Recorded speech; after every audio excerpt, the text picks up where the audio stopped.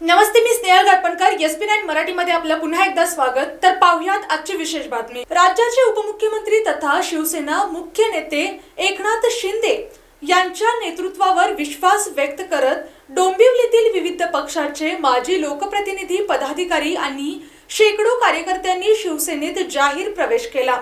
तर पाहुयात आजची सविस्तर बातमी. राज्यभरात शिवसेनेची वाढती ताकद आणि संघटन विस्ताराच्या पार्श्वभूमीवर हा प्रवेश सोहळा उत्साहात पार पडला.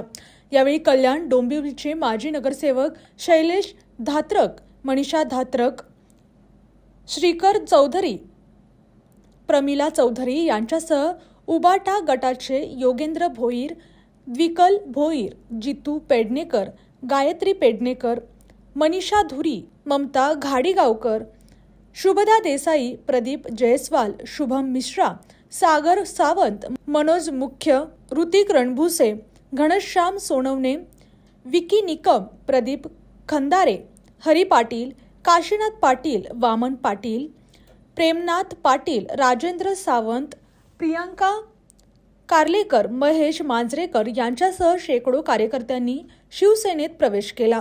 प्रवेश केलेल्या सर्वांचे पक्षात स्वागत करण्यात आले असून त्यांच्या पुढील राजकीय व सामाजिक वाटचालीसाठी शुभेच्छा देण्यात आल्या. यावेळी युवा सेनेचे सागर जेधे यांची डोंबिवली शहर विभाग समन्वयकपदी तर सागर दुबे यांची कल्याण ग्रामीण विधानसभा समन्वयकपदी नियुक्ती जाहीर करण्यात आली. तसेच ठाणे पालघर जिल्हा मध्यवर्ती बँकेची निवडणूक संचालकपदी निवड झाल्याबद्दल आकाश बाबाजी पाटील याचा सत्कार करून अभिनंदन करण्यात आले. या कार्यक्रमास आमदार राजेश मोरे, जिल्हा प्रमुख गोपाळ लांडगे, उपजिल्हा प्रमुख राजेश कदम, रवी पाटील, युवा सेना जिल्हाध्यक्ष जितेन पाटील, शहर सचिव संतोष चव्हाण यांच्यासह स्थानिक नगरसेवक, पदाधिकारी आणि मोठ्या संख्येने कार्यकर्ते उपस्थित होते.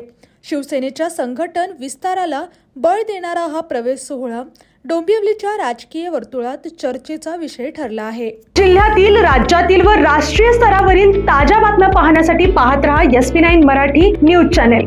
या चॅनेलच्या माध्यमातून विविध क्षेत्रात उल्लेखनीय कार्य करणाऱ्या मान्यवरांच्या प्रेरणादायी मुलाखती तसेच महत्त्वाची माहिती आणि घडामोडी आपल्यापर्यंत पोहोचवल्या जातील.